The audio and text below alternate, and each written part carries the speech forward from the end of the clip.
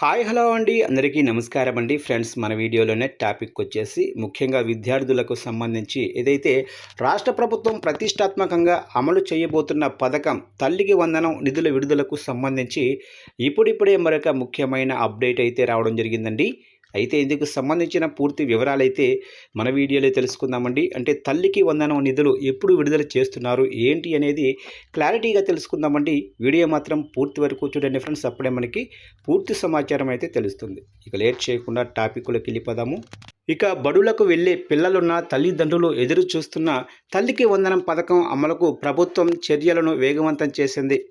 ఈ నెల 24న mega parent teachers సమావేశాలు జరగనున్నాయి. ఆలోగా నిధులు విడుదల చేసేందుకు కసరత్తు చేస్తుంది రాష్ట్ర ప్రభుత్వం. పథకం నిధులకు సంబంధించిన పరిపాలనా అనుమతుల ఉత్తర్వులు బుధవారం విడుదల కానున్నాయి. ఇక తొలి విడతలో 10,049 కోట్లకు అనుమతులు వచ్చే అవకాశం అయితే ఉంది. దీంతో సుమారు 66.9 లక్షల మంది విద్యార్థులకు లబ్ధి చేకూరనుంది. తల్లుల సంఖ్య 40 లక్షలకు పైగా ఉంటుందని అంచనా వేశారు. ఒక్కో విద్యార్థికి 13,000 చొప్పున తల్లుల ఖాతాల్లో జమ చేయనున్నారు. పాఠశాల నిర్వహణ ఖర్చుల కోసం విద్యార్థికి 2,000 చొప్పున ఆయా పాఠశాలలకు కేటాయిస్తారు. కాగా అడ్మిషన్లకు ఇంకా సమయం ఉన్నందున కొత్తగా చేరేవారికి రెండో విడతలో నిధులు విడుదల చేయనున్నారు. కాగా ఈ నెల 24వ తారీఖున రంపచోడవరంలో మెగా పీటీఎం నిర్వహించాలని నిర్ణయించారు.